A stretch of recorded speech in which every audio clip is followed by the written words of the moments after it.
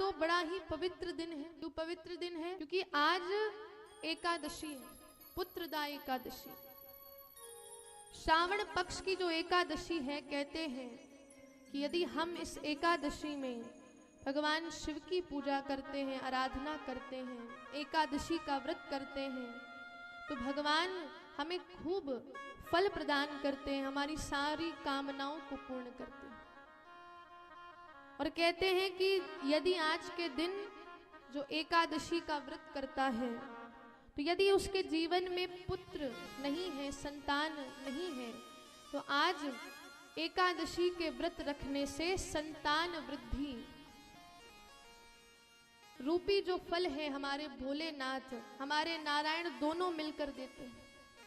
क्योंकि एकादशी करने से कौन प्रसन्न होते हैं? नारायण। और श्रावण मास की है तो कौन प्रसन्न होंगे? शिव। और यदि कोई कहे कि शिव और नारायण में भेद है, तो मैं आपको बताना चाहूं कि भगवान शंकर स्वयं कहते हैं कि जो मुझ में और नारायण में अंतर करता है, तो उसको नरकगामी होना पड़ता है, नरक जाना पड़ता है। क्योंकि शिव और नारायण में कोई भेद नहीं है, हरि हर एक है, दोनों में कोई भी भेद नहीं है।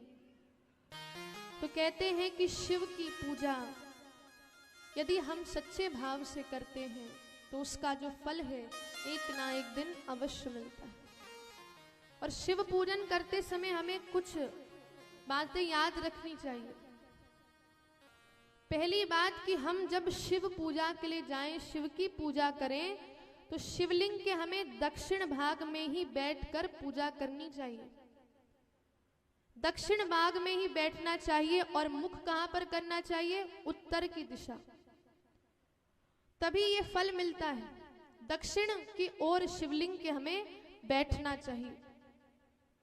और जब भी हम पूजा करने जाएं, तो पूर्व में भी बताया था कि त्रिपुंड, भस्म, रुद्राक्ष यदि आप शिव के भक्त हो तो ये आपको धारण करने चाहिए। शिव के मंदिर में जाएं तो हमें क्या क्या ले जाना चाहिए? तो कहते हैं भगवान शिव को बिल्व पत्र बड़ा प्रिय है।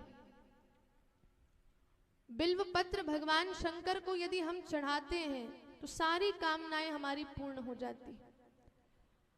और बिल्व पत्र में देखिए कितने पत्ते होते हैं? 3 होते हैं। और यदि हम 3 पत्तों से मिलकर जो बना बिल्व पत्र है भगवान शिव को अर्पित करते हैं, तो हम 3 गुणों से पार हो जाते हैं। 3 ही गुण होते हैं और 3 दल का ही बिल्व पत्र होता है। और कहते हैं कि सात्विक, तामसिक, राजसिक जो ये 3 गुण हैं, यदि हम भगवान शिव के ऊपर बिल्व पत्र चढ़ाते हैं तो हम इन गुणों से परे हो जाएंगे।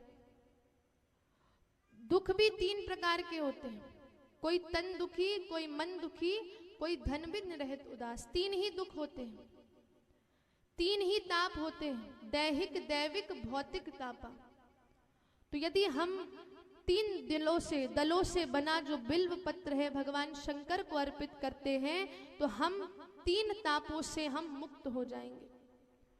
त्रिपुंड में भी आप देखते हैं 3 ही लाइन होती है, 3 ही त्रिपुंड में होते हैं। तो इसीलिए 3 का बड़ा महत्व है। इसीलिए 3 दलों से बना हमें बिल्व पत्र भगवान शंकर को जरूर अर्पित करना चाहिए। और ये तो क्या चल रहा है? श्रावण मास। इसमें ना सोमवार देखना है ना मंगलवार, कुछ ही दिन शेष हैं। तो आप जितना भगवान शिव को बिल्व पत्र अर्पित कर सकते हैं उतना आप करिए, क्योंकि भगवान शिव बिल्व पत्र से बड़ा प्रसन्न हो जाते हैं। बिल्व पत्र के पेड़ में कहते हैं लक्ष्मी माँ का निवास होता है। तो शिव की कृपा तो आपको मिलेगी, साथ में लक्ष्मी जी की भी अपार कृपा आपके ऊपर बनेगी। और कहते हैं कि जो जल हम शिव के ऊपर चढ़ाएं तो वो भी कहाँ से लाएं? अपने घर से लाना चाहिए। और उसमें यदि हम काले तिल जो है वो डाल दें तो और भी अच्छा रहता है। तो ये कुछ बातें हमें ध्यान में रखनी चाहिए बिल्व पत्र चढ़ा दिया, जल की धारा चढ़ा दी, उसके बाद पुष्प। और ये एक और बात है कि यदि आपके पास बिल्व पत्र नहीं है, किसी दिन नहीं है, तो आप करिए क्या कि जो पुराने हैं उसको ही धुल कर, उसको शुद्ध करके आप पुनः बिल्व पत्र को शिव के ऊपर चढ़ा सकते हैं।